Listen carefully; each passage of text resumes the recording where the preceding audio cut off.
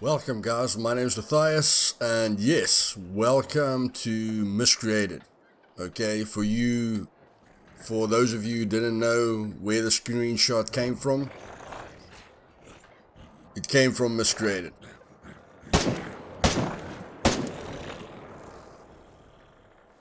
Now, the reason for me making this video is because I used to play Miscreated a few years back with everything on low graphics, and I still enjoyed the game. The game still had a lot to offer, but it was not until I got my new CPU, which was an X2700 AMD, and I could put the graphics up for the frame rate to be nice and constant,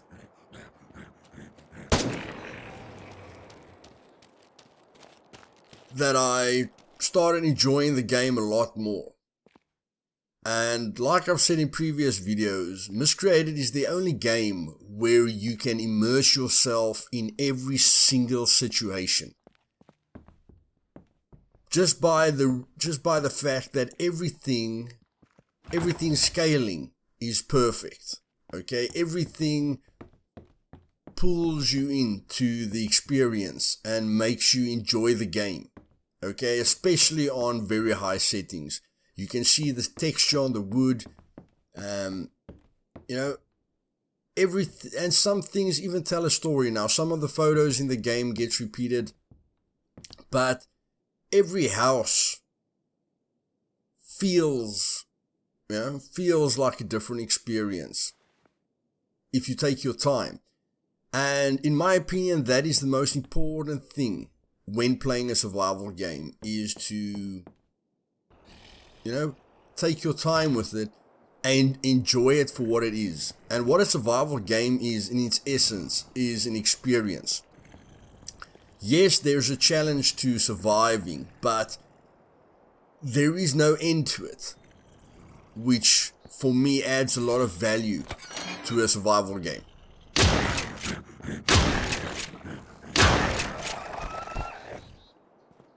Because you can gear up and make the game a lot easier for yourself, and because of this immersion, the fact that every mutant looks cool, the fact that you can get heart attacks, because the graphics and everything pulls you in, even the PvP is extremely nerve-wracking because of the visuals, okay, because everything is up to size. You can live yourself into the experience very, very easily. And yes, just look at the textures, guys. This is on 1080p. This is not 2K. This is not 4K. On 2K and 4K, this will look a heckle, much, much better. But the biggest complaint about a survival game is, downtime. A lot of people call it running simulators, or there's not enough to do. But when it comes to Miscreated, everything you do is an experience, okay? And again, it's what you make of it. It's how you play the game. It's how you approach it. And Miscreated is definitely a game where the more you learn about the game, the more you enjoy it, okay? The biggest problem about Miscreated is that people struggle to find their way in the game, okay? They want map markers and everything, but most of them quit within the first few hours because they don't know what to do. And most games have a beginning and an end, okay? I'd say about 80% of games today you can finish in a week if you play a lot, or if you just play it now and then, you can probably finish it in a month. But with Miscreated, I've got 3,000 plus hours in the game, and I've enjoyed every single second of it because every experience is unique, especially in a multiplayer game, where the different servers that you join have different bases, different people, so every situation that you find yourself in is unique. It can never be the same. Yes, the map is the same. But when we talk about this map, guys, if there are any pros out there when it comes to map making, you know, I challenge you to make something better than what Marco did. And Marco was the main designer of the islands map. And there is a map creator, okay, which if you go to the Entrada YouTube channel, you can learn everything there is to know about map making.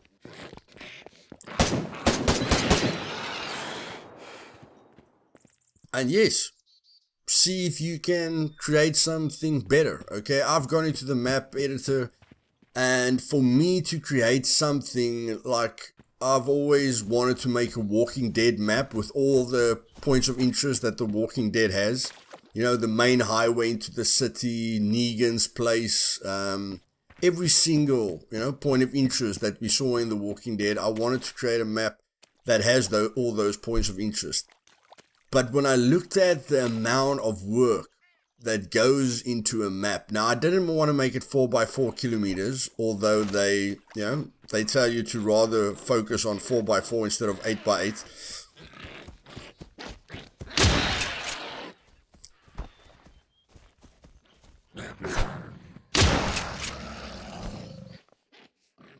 But yes, the size is very, very important when creating a map. For instance, Daisy feels extremely big to me, okay? Extremely big. Like, for me, there's a lot of running time. And, yeah, it's very difficult for me to immerse myself in a game like that because it's so big. And, you know, because it looks a bit outdated, where Miscreated, even though it was created 5 or 6 years ago, it's kept up with times, okay? You need an X2700 or a 3700 with the 1660 Super, you know, to play this game maxed out on 1080p with solid frame rates. I don't know if you guys notice it, but I'm getting below 60, about 50 frames per second at the moment. But I can fine tune things. I can put the shadows and the shading a bit lower. You know, I can put the tessellation off. And what you saw when I showcased the stones on the ground, that's when you put the tessellation on. You know, so that it looks phenomenal. But there's a lot of things that you can do to get a perfect frame rate, and you won't see a massive difference. But in my personal opinion, investing in an updated PC is not only worth it to experience a game like Miscreated, but it is absolutely necessary because, in my opinion, the CPU and the GPU that I was talking about is the recommended requirements for Cyberpunk 2077. And, I mean, I think we all want to play that, you know, so upgrading your PC to updated parts is not about spending all that money on one game. It's about spending your money on your future of gaming, okay? And graphics has got a major effect, okay? If you don't believe me, play Red Dead Redemption 2, okay? And just see what difference graphics makes to a game. Now, you don't want it completely realistic, but I think between Red Dead Redemption 2 and Miscreated, it's a perfect balance so that you still can get immersed a lot and you can appreciate every single step that you take in the world. And again, it's how you approach it. If you jump onto a map just wanting to kill people, then that is your focus, okay? You miss the finer details. You know, you haven't explored every single building. You don't know all the secrets. You don't know the entire map, okay? There's a lot of things that you focus on. It's the same in life. If you get tunnel visioned in life, you miss all the finer details, okay? If you're stuck at your work and you're stuck at your house, you know, you miss how beautiful the world is. And it's the same with Miscreated in any game. that is, that gives you the graphics that Red Dead Redemption or Miscreated gives you. And this sequence is on my server. You will see that there are a heck of a lot more mutants. They are faster, so they can catch you. There's a ton more of them. They do 4 times the amount of damage that they do on official servers. The storms can kill you. So I created a server to meet my needs. And with my needs, I need a constant danger factor. But because it's a public server, I still needed to fine-tune it, so that it's not complete suffering for other players. But again, you can create the server that you want. Okay, if you want a fun server, then create a server and go to the Steam workshop and just download cool vehicles from Loki. He's created a really cool BMW and a freaking Dodge police car and a super bad boy buggy, which you can do major ramps with and stuff. There's a heck of a lot of fun mods on Miscreated, and I think, although I love simplicity, so I want to keep at the core of the game, you do get servers, which tries to go absolutely crazy with everything that you can do in the game, like Apocalypse Now, So if you're a fan of PvP, then Apocalypse Now is not a bad option, because they've done a heck of a lot of stuff to make it a bit easier for you. But that's the magic about Miscreated, is that doesn't matter what problem you had in the past, you can make 50 crates now, okay, depending on how many base parts you're using. But if you create a base of 200 parts, on an official server, you can make 50 crates. The stack sizes are bigger, the vehicle parts are lighter. On your own server, you can increase the character's carry weight instead of, putting the carry weight in a deficit, like we used to do before we could change the carry weight of the character.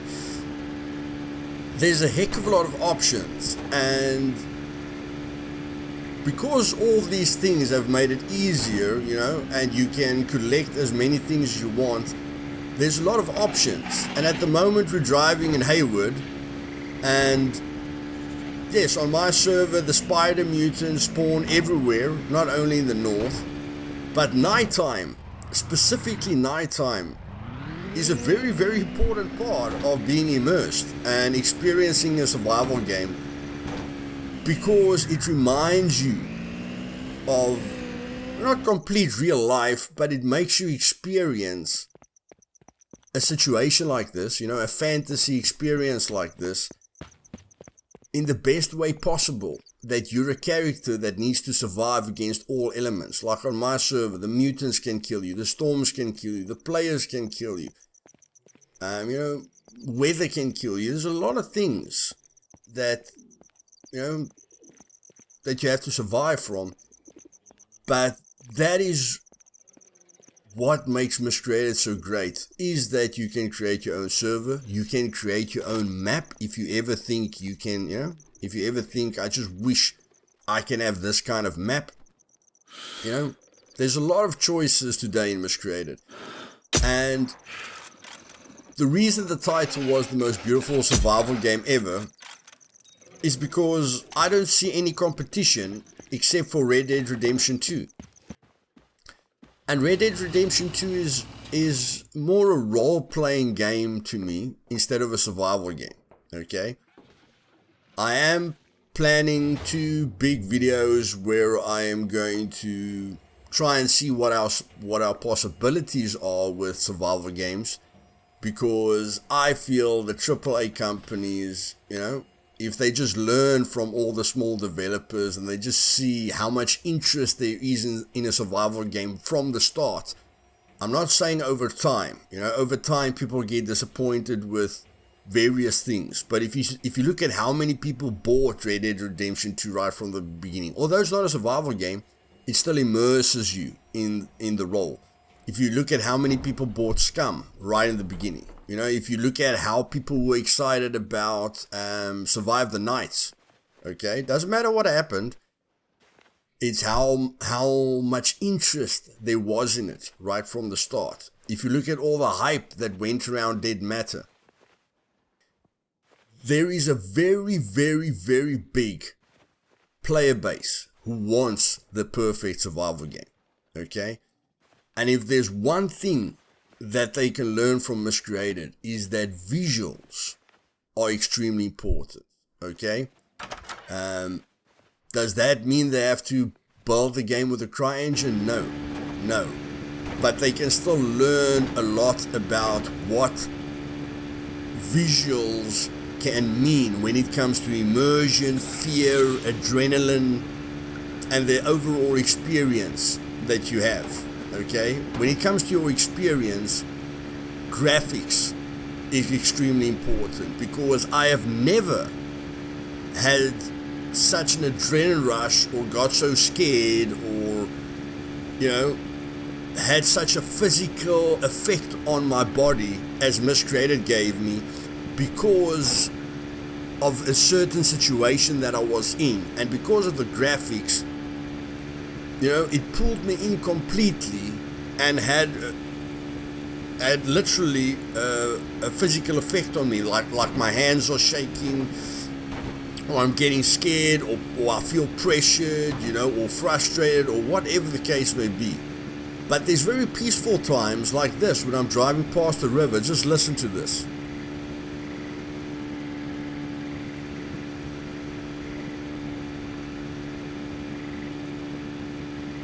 One of my favorite spots in the north.